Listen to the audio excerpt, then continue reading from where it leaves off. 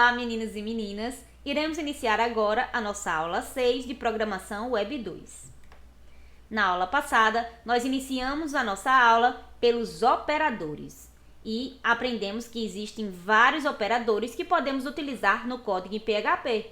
Inclusive, um deles é o operador de atribuição, onde aprendemos que podemos atribuir valores às variáveis, certo? E vimos também a estrutura de controle. Hoje iremos iniciar o nosso estudo através dos comandos de seleção, que no caso serão o if-else. Então, aqui ele executa o primeiro bloco de comandos se a expressão for verdadeira e o bloco do else caso a expressão seja falsa. Então, seria basicamente assim: se, então, se não. E aqui nós temos um exemplo para que vocês possam compreender e observar melhor este comando if-else, certo? Nós temos a variável chamada de x, que está recebendo o valor menos 20,4. Aqui, através dos comandos if e else, eu vou verificar se esta variável é maior do que zero. Então, aqui neste if, nós temos a condição x é maior do que zero. Se isso for verdade, vai apresentar na sua tela o valor é positivo. Se isso não for verdade, vai apresentar na tela o valor é negativo. No caso aqui do exemplo, x, como está recebendo um valor negativo, vai cair logo neste bloco do else, né? Então, vai apresentar na sua tela o valor é negativo. Comandos de seleção if, else. Aqui, o else if é utilizado quando várias condições precisam ser analisadas. Para cada else if, uma nova expressão deve ser analisada. Então, quando todas as expressões forem falsas, então o único bloco else será executado. E aqui nós temos um exemplo para compreender melhor estes comandos, certo? Nós temos a variável A, a variável B e a variável C. A variável A está recebendo o valor 5, a variável B está recebendo o valor 7 e a variável C está recebendo o valor 3. E através do comando if, e else, vai haver uma verificação destas variáveis. O que é que eu estou verificando aqui? No primeiro if, eu estou verificando se a variável A é maior do que B. Se isso é verdade, vai imprimir na sua tela A é maior que B. Se isso não for verdade, vai cair neste outro caso aqui. Então, vai ser verificado agora se A é maior do que C. Se isso for verdade, apresenta na sua tela A é maior que C. Mas se nem esse if for verdade e nem esse else if também, todas essas duas condições não forem verdades, forem falsas, vai cair neste comando aqui do else.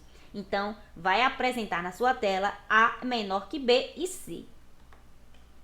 E nós temos um outro comando de seleção, que no caso seria o switch, certo? Ele é bem semelhante a vários if juntos, e uma expressão ou variável é analisada e, de acordo com o valor, um entre vários blocos de comandos é executado. Então, diferente do if, que só retorna valores verdadeiros ou falsos, aqui no switch o valor retornado pode ser diferente, né? Pode ser diverso. Então, a expressão é comparada a cada uma das cláusulas case até que uma coincida. Quando isto acontece, o bloco de comandos correspondente é executado até encontrar o comando break, que interrompe a execução daquele bloco e finaliza o switch. Se nenhuma cláusula coincidir, então o bloco delimitado pelo comando default é executado. Bom, então aqui nós temos um exemplo do comando de seleção switch para que vocês possam compreender melhor este comando, certo? Nós temos aqui a variável n1, que recebe 10, e a variável n2, que recebe 5. E uma outra variável chamada de op, que vai receber um asterisco, um caractere, na verdade, né? Então, é esta variável que nós vamos utilizar para testar no comando switch. Então, como nós vamos testar? A cada case vai haver um teste desta variável op com o que está em cada caso, né? No caso, em cada case. No primeiro caso aqui, vamos testar o valor que está em op com o valor que está aqui no case. Então, asterisco é igual a mais? Não. Então, este comando aqui não vai ser executado. Vamos para o próximo case. Asterisco é igual a menos da subtração? Não. Então, não vai entrar neste bloco de comandos para ser executado. Asterisco que está dentro da variável op é igual ao asterisco que temos aqui no case? Sim. Então, vamos imprimir na tela a frase multiplica igual e o resultado da operação de multiplicação do N1 com o N2. Então, aqui vai ser concatenado, né? Porque vocês já aprenderam que existe um operador para concatenar, que vai ser esse pontinho aqui, tá? Então, esta palavra multiplica igual será concatenada com o valor da operação de multiplicação do número 1 com o número 2. Agora, vamos pensar assim. Se o valor que está dentro da variável op não fosse igual a nenhum desses casos, o que aconteceria? Seria testado caso a caso até chegar em default. Quando chegasse em default e percebesse que o valor que está na variável de teste não é igual a nenhum dos cases que temos aqui, então, no caso do exemplo, apresentaria operação inválida, certo? Nós temos também os comandos de repetição, que servem para executar repetidas vezes o mesmo bloco de comandos até ter uma condição de parada atingida, certo? No caso aqui, os comandos de repetição são o while, do while e o for. A diferença entre os comandos while e do while e for está na condição de parada das repetições e no contador de interação.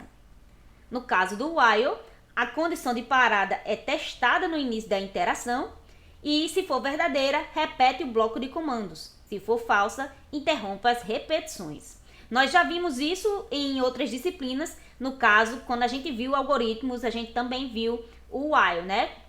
Que a gente tem a condição de parada testada no início. Então, aqui eu tenho um exemplo para que vocês possam observar. Nós temos a variável i recebendo 0 e a variável f recebendo 99. Então, enquanto i for menor do que f, eu vou incrementar i e decrementar f. E, em seguida, apresentar na minha tela o valor de i e o valor de f, certo? Isto aqui só vai parar quando i for maior do que f. Nós temos também o comando do while, que funciona de maneira semelhante ao while, mas a diferença entre eles é que a condição é testada depois do bloco de comandos. Então, isso garante que pelo menos uma vez o bloco de comandos será executado. No exemplo aqui, nós temos a variável i recebendo 0 e a variável f recebendo 99.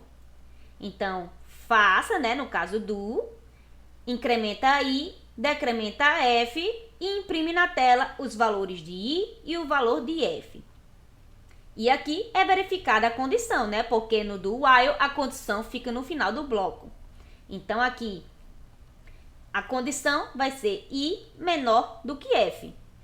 Esta repetição só vai parar quando i for maior do que f. Nós temos um outro comando de repetição também, que se chama for, né? Ele é utilizado quando se conhece a quantidade total de interações ou quando se pretende contar estas interações. E aqui nós temos a sintaxe deste comando. Nós temos o comando for, a inicialização, a condição e o incremento, certo? E no final nós temos que colocar as chaves para que tenha o bloco de comandos. Na inicialização, nós temos uma instrução de atribuição executada apenas uma vez no início do laço. Ela geralmente é utilizada para inicializar a variável que irá controlar o número de repetições do laço. Já na condição, temos uma expressão que controla a parada das repetições, certo? Se for verdadeira, o bloco de comandos é executado novamente. Se for falsa, termina. E nós temos o incremento, que é o que define a maneira como a variável de controle do laço será alterada a cada vez que o laço for repetido. ela é executada ao final da execução de cada repetição do corpo do laço. E aqui nós temos um exemplo deste comando for, certo?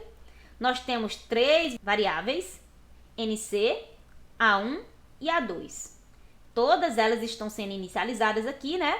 NC recebe 0, A1 recebe 1 e A2 recebe 1 também.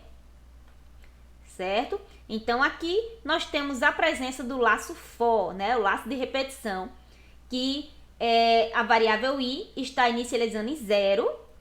A condição vai ser i menor que 50 e o i aqui temos o incremento, né, do i.